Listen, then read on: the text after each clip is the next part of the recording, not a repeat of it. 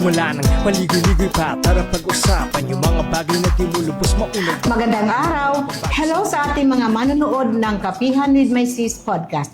Ako si Teng at... Ako po si Danica. Kamusta kayong lahat at kamusta ka naman po, Miss Teng? Ay naku, mabuti naman. Salamat. Kaya lang ang bilis ng araw. Imagine, July na kaagad. Kaya nga po, before we know it, September na at maririnig na naman natin ang mga Christmas songs. Totoo yan, Danica. Especially yung mga kanta ni Jose Marichan. Kasi paborito ko yan. Naku, lagi ko nga po naririnig ang pinapatugtog ni Mama pagpasok pa lang ng September. Pero bago yan, may malaking challenge na hinaharap ang Pilipinas ngayon. At yan ang ating topic sa ating podcast ngayon. Dapat bang makunbik o hindi si VP Sara Duterte? Sa July 6 na mag-uumpisa ang impeachment trial ni VP Sara sa Senado at sa House of Representatives, 4 ang nakitang dahilan kaya siya na-impeach. Yes, Miss Teng, 4 at mabibigat lahat. Kaya importante talaga ang trial na ito kasi dito ipapakita ng prosecution ang mga nakitang ebidensya. Kaya napaka-importante at interesting ang ating topic sa ating podcast ngayon. Bukod sa ating paboritong lawmaker na si Manaylayla de Lima, ay nagtanong din tayo sa ilang manonood tungkol sa impeachment trial. Ganun po ba? Start na po tayo. Kaya nga, tamang-tama ang pahayag ni Manaylayla sa kanyang Manaylayla's Corner. Ang kahalagahan ng impeachment trial. Panoorin natin.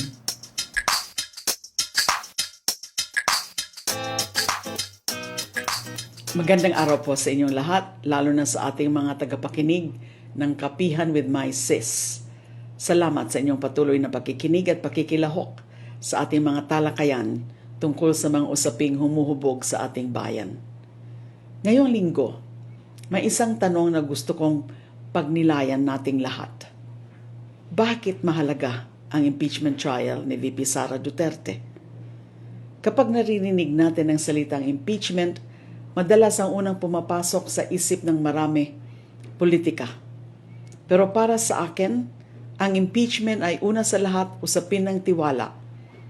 Ang bawat halal na opisyal ay tumatanggap ng kapangyarihan mula sa taong bayan. At bawat kapangyarihang pinagkakaloob ay may kaakibat na pananagutan.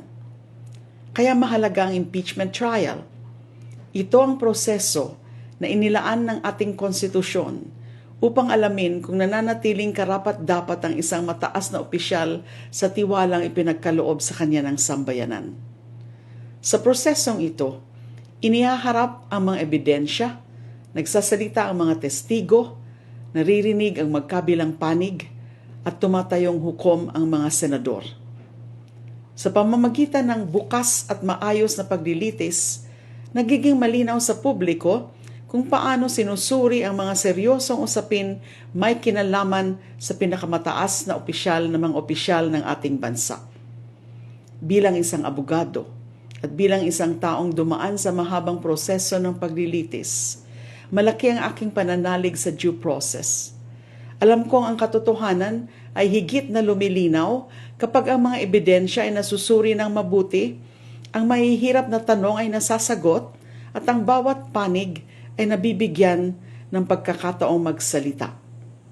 Ang ganitong proseso ang nagbibigay ng kredibilidad sa anumang magiging pasya. Sa dulo, ang impeachment trial ay may saysay hindi lamang para sa mga taong direktang sangkot sa kaso. May saysay ito para sa bawat Pilipinong umaasang ang ating mga institusyon ay mananatiling matatag, ang ating saligang batas ay igagalang, at ang tiwalang pinagkakaloob natin sa ating mga pinuno ay laging may kaakibat na pananagutan. Marahil ito ang tanong na dapat nating dalhin sa bawat mahalagang usapin sa ating bansa. Paano natin higit pang mapagtitibay ang tiwala ng mamamayan sa ating mga institusyon? Kapag matatag ang ating mga institusyon, mas matatag din ang ating demokrasya.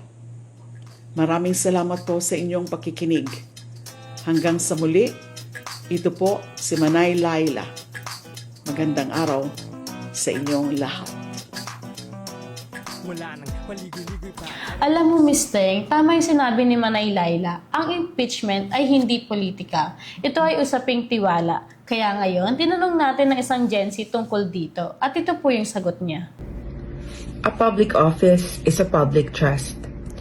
Ang panunungkulan ni VP Sara bilang pangalawang Pangulo ng Republika ay utang niya sa taong bayan. Sa makatuwid, kung ang taong bayan ay may katanungan kung paano ginamit ang pondo ng kabanang bayan, dapat siyang managot.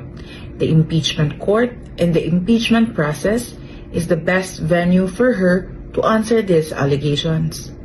Eventually, when we let these processes play out, ang magiging panalo ay ang taong bayan. Gusto ko ang sinabi ni Jerby at tugmang-tugma ito sa sinabi ni Manay Laila. Which leads sa tanong na ano-ano nga ba ang mga charges laban kay VP Sara dito sa impeachment trial?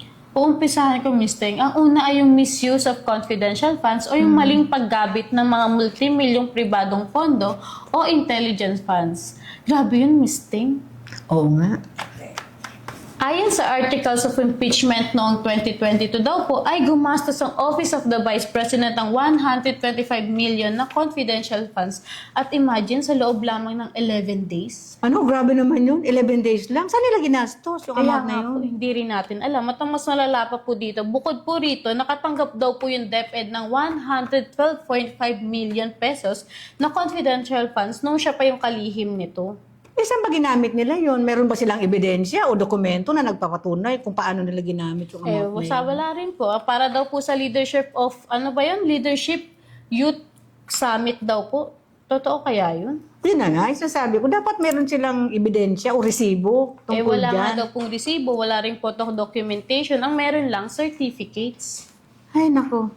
At ito pa, Miss Teng, naging controversial ito kasi sabi dito, sa liquidation reports daw na sinubmit sa Commission on Audit, sa House hearings, maraming acknowledgement receipt na nagsasabi na may pangalan silang sinubmit gaya ng Mary Grace Piatos, Chippy McDonald's, Carlos Miguel Ubishi. Ano ba yun? At iba pa, na marami pa talaga, Miss Teng. Tapos, hindi pa umano ma-verify ito na tunay ba talaga silang tao. Tapos wala rin sila sa PSA records. Yun nga, alam mo, nakapanood ako ng isang parang reels na sinasabi doon, nagdadahilan yung meron daw silang mga ganung surname sa Davao. Kaya tinanong naman yung nagtanong, humihingi ng asan, may katibayan ka ba? Wala namang may presenta, ano ba yan? Tsaka pa, Miss Teng, may mga document din sila na talagang kahina-hinala kasi parehas daw yung sulat kamay. Tapos marami din yung walang supporting documents. Yun nga, hindi pwede yan sa gobyerno. Kasi nung ako nagtatrabaho sa gobyerno, kailangan lahat ng ginastos mo, i-liquidate mo talaga, ibabalik mo ng tama ang amount. At dahil pera po ito ng taong bayan, kailangan talaga nilang malaman kung paano ito ginastos, kung tama ba yung proseso ng paggastos nito. Dapat lang. Alam mo, Danica, ang pinag-uusapan natin ngayon ay sinabi din ni Camille ng panay. From a very second to the highest position in our government, nakakainit po ng ulo na galing sa isang kabataang katulad ko na malaman na may mga misuse funds and controversial hindi ma-explain na kayamanan itong si Vice President Sara Duterte. And I think dapat po siyang managot sa paggamit niya ng pera ng taong bayan sa hindi niya naman ma-explain. Ang ginagawa niya pong katawa-tawa yung pagbibigay ng mga tulad po ng pangalan na Mary Grace Piatos, yung mga ganun po, hindi po siya katanggap-tanggap bilang isa sa mamamayan ng Pilipinas. Dapat pong mapanagutan niya yung mga ganung kasalanan niya. Alam mo, Danica, totoo ang sinabi ni Camille na ang kasinungalingan ay walang puwang, lalo na kung ikaw ay isang vice-presidente ng ating bansa. Alam mo ba, nainit ang usapan. Magkape nga muna tayo. Kaya nga po, pampaano lang ba? Sarap ng kape.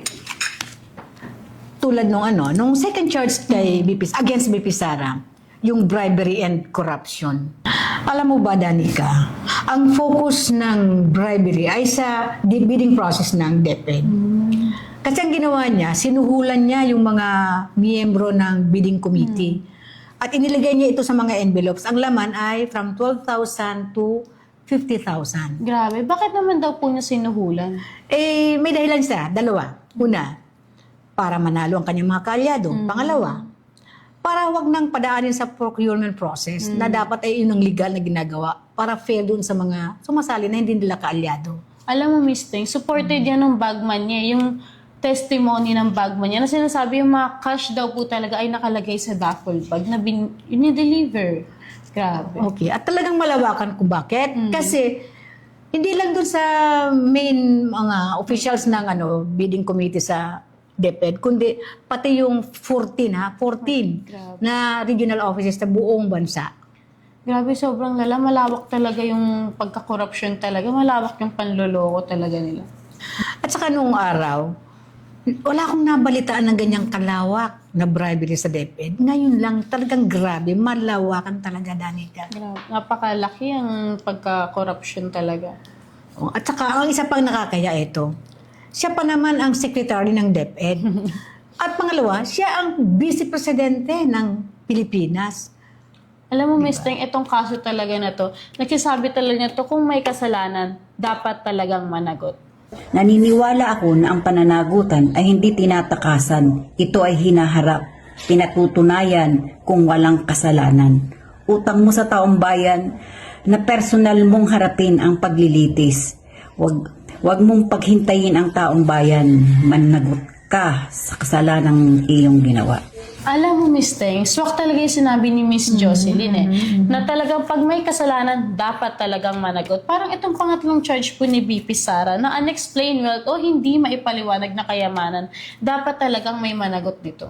Okay. Ano ba mga detalye nito, Danica? Alam mo, Miss Ting, dineport po kasi ni Sara Duterte, ni BP Sara Duterte sa SALN na ito yung net worth niya. 98.6 million daw ang net worth niya. Pero base sa investigasyon ng Anti-Money Laundering Council na ang nag-deposit daw siya sa BPI sa bangko ng 6.77 billion pesos. Na napunta daw kay Sara Duterte ay 3.77 billion at ang napunta naman daw sa asawa niya ay 2.99 billion. Grabe. Oh, grabe talaga, sobra. Ngayon, narinig ko rin na hindi pala idineklara ni BP Sara ang kanyang asawa sa kanyang SALN. Bakit kaya? Hindi. Baka sabi nga daw nila, bali-balita. Linagay daw sa others yung asawa niya. Ay, grabe. Tama ba yun? Chismis yan, ha? Kaya, Totoo kaya grabe. yan? Ano ba ang importansya ng SALN, Miss Danica? Para naman sa kaalaman ng ating mga manonood. Bago po natin na simulan o sagutin yung kahalagahan po ng SALN, maklaruhin ko lang po muna na lahat ng regular employee ng government ay kailangan mag-file ng SALN mula presidente hanggang janitor. Ngayon naman mag-jump na tayo, pumunta na tayo sa kahalagahan talaga ng SALN. Sige. Ang una, kung talagang tama yung dinedeklarang yaman, interes at utang ng isang government employee. Pangalawa, dito nakikita yung difference between yung reported nila sa SALN at dun sa naimbestigahan na financial records nila, kung may gap o kung may difference po talaga. Pangatlo, kapag nakita lang may difference na, dito talaga nagiging seryoso yung usapin at kailangan na talagang ipaliwanag kung bakit may unexplained wealth o hindi maipaliwanag na kayamanan ng isang opisyal o isang government employee. Ganun pala, Danica. Sa ating mga manonood, yun pala ang importansya at kahalagahan ng SALN. Ngayon, may iba naman ako, Danica. Meron tayong tinanong na isa pang Gen Z. Ang pangalan niya ay Ruel. Pakinggan natin siya. Sa panahon ngayon, kailangan makita ng taong bayan na ang batas at ang justice system sa ating bansa ay gumagana at malilitin. Anumang antas at anuman ang katayuan sa lipunan, kung may kasalanan, dapat managot. Salamat, Ruel, sa iyong magandang paalala. Miss Teng, ano po ba ikapang-apat po na charge kay BP Sara? Naku, matindi ang fourth charge, Danica. Ito ay tungkol doon sa grave threats at betrayal of public trust. Ito ang hayagang pagbabanta sa buhay ng ating Pangulong Marcos, si First Lady Liza at si former Speaker Martin Romualdez. Ito kasi ang hayagang sinabi ni BP Sara. Talagang siya ay sa isang video, sinabi talaga niya na siya ay nakakontak na siya ng isang assassin or mamamatay tao para ipapatay itong si Pangulong Marcos, si First Lady Liza at saka si former Speaker Martin Romualdez. Oh. Ngayon, Dahil nga sa kumalat yung balitang yun, Oh, public. sinagot ni BP Sara, nagpatawag ngayon siya ng isang press conference at talagang doon kinonfirm niya at inadmit niya na talagang may plano talaga siyang ipapatay yung 3 binanggit niya sa video niya. Miss Teng, tama ba? Totoo ba talaga na sinabi niya, no joke daw talaga yung mga plano niya, yung mga sinabi niya na yun? Ay oo, napanood ko pa nga yun, 2 beses pa nga niya inulit. No joke, nakangisi pa. Grabe. May diba? investigasyon po bang nangyari sa ganyan niya? Ay oo. Kasi nung yon na napanood ng lahat. So yung ating Presidential Commission Office at saka yung NBI, nag-conduct sila ngayon ng investigasyon. Ini-authenticate nila na talagang totoong sinabi na totoo yung video at hindi siya AI generated. So confirm. Confirm. Meron po bang ginawang yung DOJ po ba na action dun sa ganyan? Ay oo. Ang ginawa, after that investigation ng yung sinabi kong Presidential Commission's Office sa NBI, nag-file ngayon ng complaints yung DOJ. Department of Justice. At hindi lang grave threats dinagdagan nila ng inciting to sedition. Grabe. Naalala niyo po ba nung araw sa Davao na may sinuntok siyang pulis sa harap ng media? Imagine public yung pinapakita niya kung gano'n siya umakto, gano'n yung ugali niya. Naku, napanood ko rin yun. Grabe. Wagas na wagas nga yung pagsuntok Talagang Grabe. nimuwi pa talaga yung So ngayon, after ng filing of ng complaints ng Department of Justice, ayun, ang HOR naman overwhelmingly considered that. Kaya inaisama yun sa impeachment proceedings. Sa House of Representatives. Yes. Yun ang nangyari. Ganun po ba, ma'am? Grabe talaga yung mga nangyayari. Ngayon may tinanong po tayong tungkol na isang topic, si Ma'am Beth po yun. At talagang direkta niyang sinabi na handa siya at sinabi siyang payag siyang makonvict po si VP Sara at ito po yung paliwanag niya. Papayag ako na ma-convict si Sara. Una-una sa lahat sa ginawa niyang mga hindi magaganda sa ating bayan, lalo-lalo na sa mga kabataan at sa mga mamamayang Pilipinong mahihirap sa pagnanakaw niya, sa mga kabaliktaran at kasinungalingan na ginagawa niya para lang masira ang ating bayan. Hindi ba maganda sa isang Vice President na magsalita ng mga hindi kagalang-galang at hindi katugma-tugma sa mga pinaggagawa nila? Sangayon ako sa sinabi ni Bes, sobra naman kasi talagang ang bibigat ng mga kaso ni BP Sara. Kaya nga po, the fact na inaprubahan na po ng House of Representatives ang articles of impeachment ni VP Sara at na-impeach na nga po siya. Di ba po ba sapat na yun na dahilan para at sign na rin yun na dapat talaga siyang makonvict? Ay nako, kung para sa akin, kung pagbabasihan natin yung mga ebidensya na ipinresinta, ay talagang dapat lang siyang makonvict. Kayo, ano sa tingin nyo? I-post po ninyo ang inyong mga opinion o kasagutan sa aming comment section. At ang unang 3 na magpo-post ay mananalo ng tig-isang clear mug na may kapihan with my sis logo. Tulad nito. Cheer. Ayan, sali na kayo at ilagay po ninyo ang inyong opinion sa comment section below.